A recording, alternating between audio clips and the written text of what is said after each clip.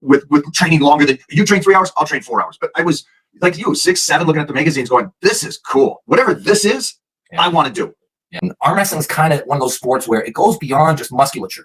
Like you can put your whole bone structure involved, and it's like your whole system can fail, and there's a lot of pressure.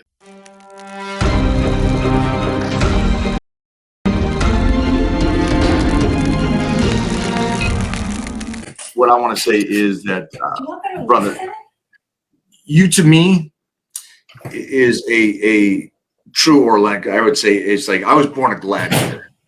You're really living it and stuff, and so utmost respect, but more respect for you because of how you carry yourself.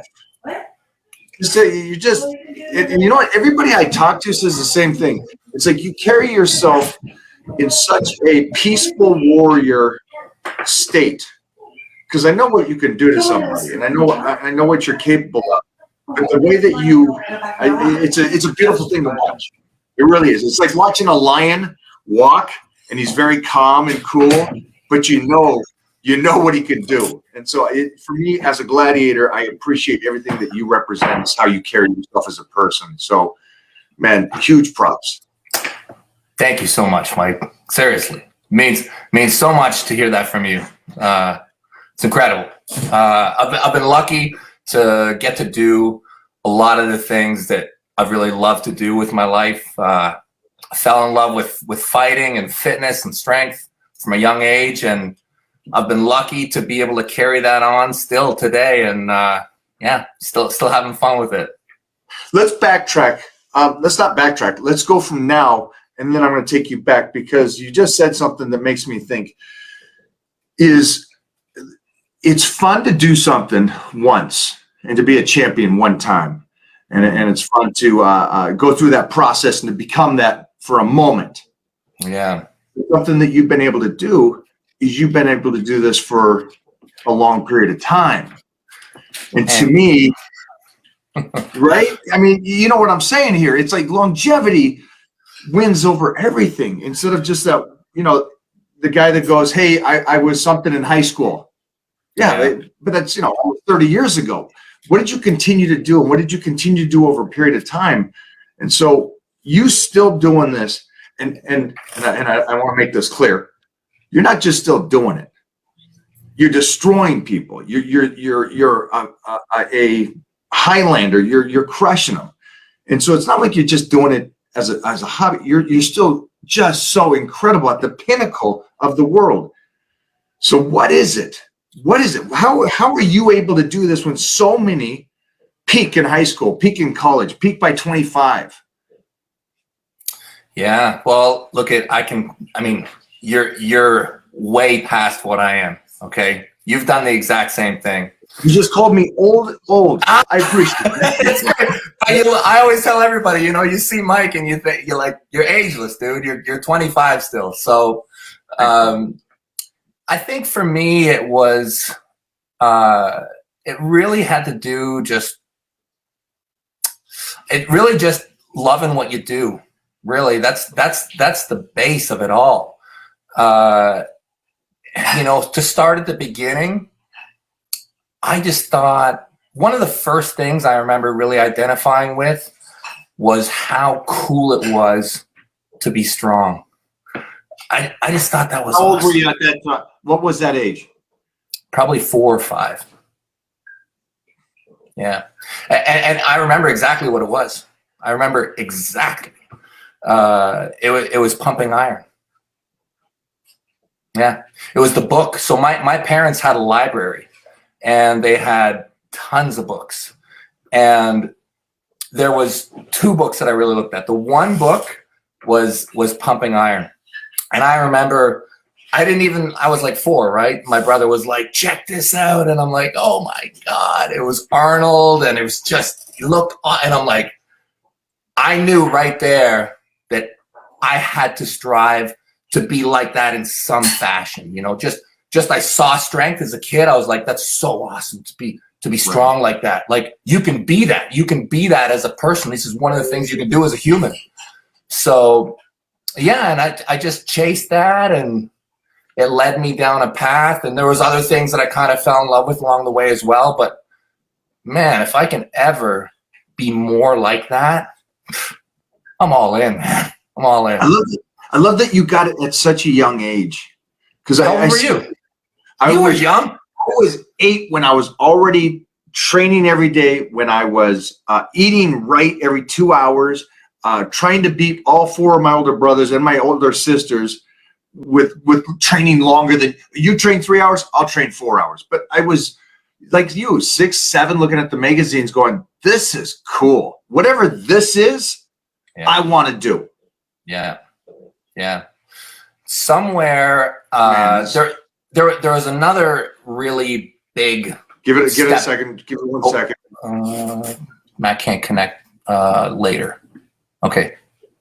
We back? You're back. Okay. There was another big, so when I was young, like when I say young, I mean like public school, high school, really kind of general, like bodybuilding, basketball, martial arts. But there was nothing that really twisted me. It wasn't until, so after high school, I went out west. I was working oil field, and I met a dude who completely blew my mind. This guy was like a total Wolverine, like real life, like 165-pound guy, just shredded, like moved like fire, so fast all day. And he was fire. Yeah, man. Yeah. Just ripped through the shop. He was on a completely different level physically than anybody in the shop. And, you know, it was a company called Nowsco. It was a service company for the oil field, and had hundreds, probably like 500 or 600 people in the shop, and all like dudes between like 19 and like 26 for the most part. And everybody arm wrestled, everybody. And I was a pretty strong kid already. I could beat everybody except for Dion.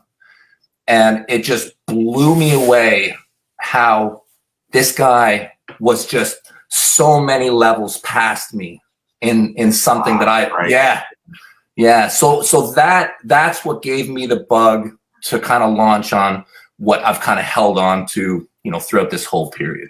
Let me stop you there for 1 second, because when I weightlift, my mind goes somewhere else, and it goes to a battle. When I grab the bar, I think of grabbing or grabbing a hold of a man's wrist and breaking the wrist. When I grab the bar, when I get in the motion, I don't have my partner scream for me, because I'm already in my head and I'm already fighting in there. What is it when you started arm wrestling and you were wrestling him, especially him at that moment? What was it that was in your mind when you're fighting another man? You're giving it everything you've got, and you couldn't beat him.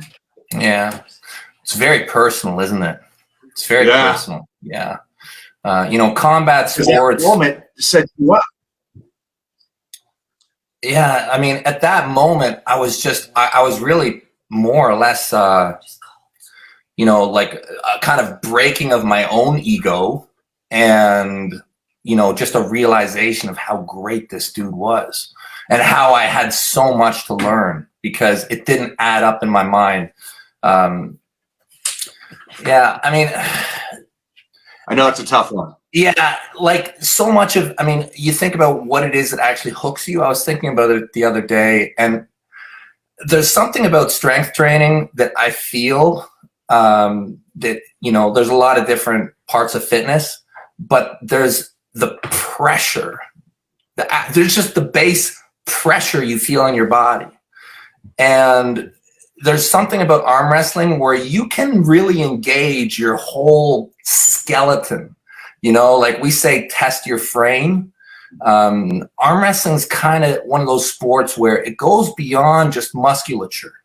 Like you can put your whole bone structure involved, and it's like your whole system can fail. And there's a lot of pressure, and it's that pressure to me is there's something about it that I really like. It's addictive. Yeah, it is.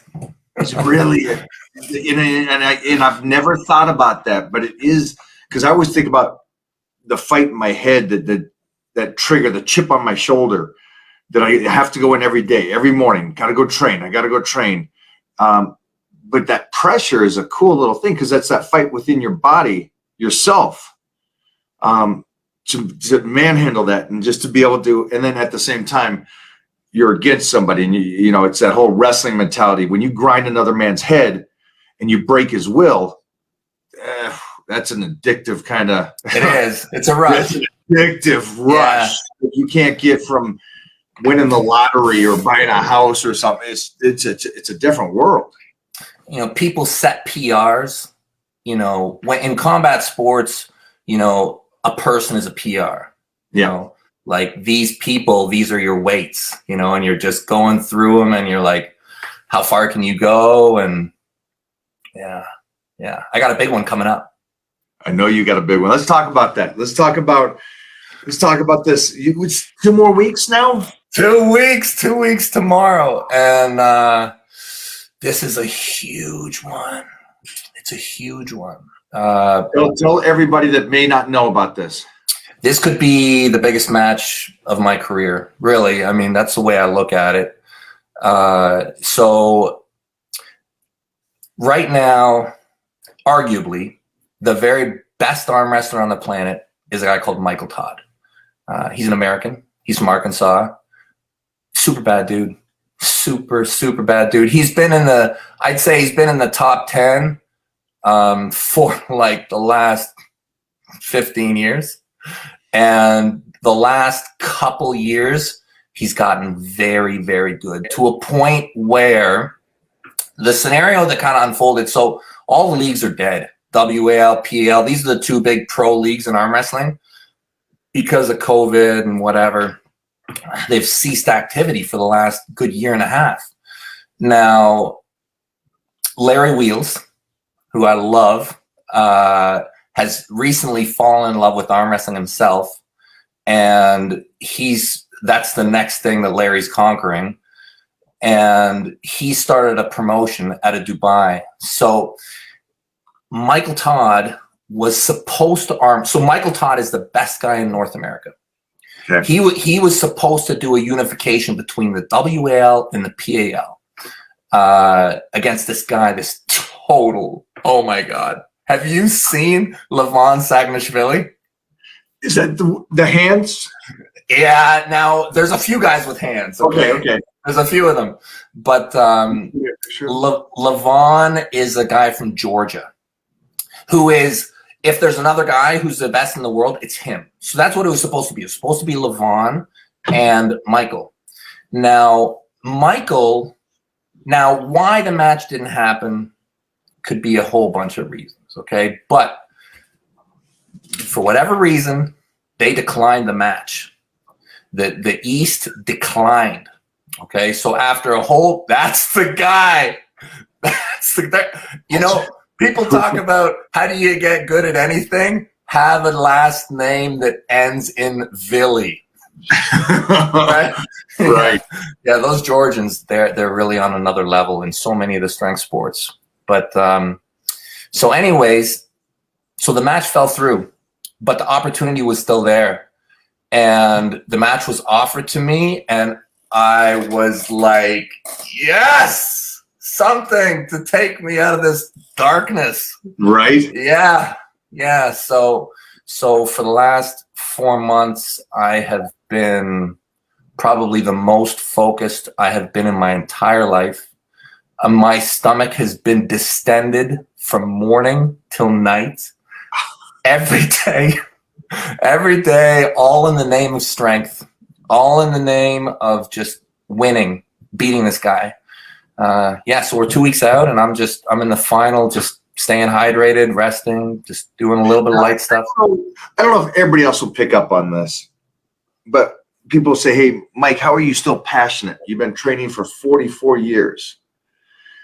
I'm still passionate because it's that battle every day. I can feel your energy just looking at you, and I'm getting tingles and excitement for you to do this battle. I'm so excited. Being an athlete, I think it's the coolest thing to be able to see somebody that's been doing this for over 25, 30 years that's going to go do this. And this is now the hardest you've been training, the hardest you've been focused. Your stomach's in knots because you're so freaking excited and anxious to do this. That's passion. I love it, man. You bleed. It's so much fun. I'll tell you, like there's something about being able to put all your work into one single moment, you know? And there's something about, again, that pressure.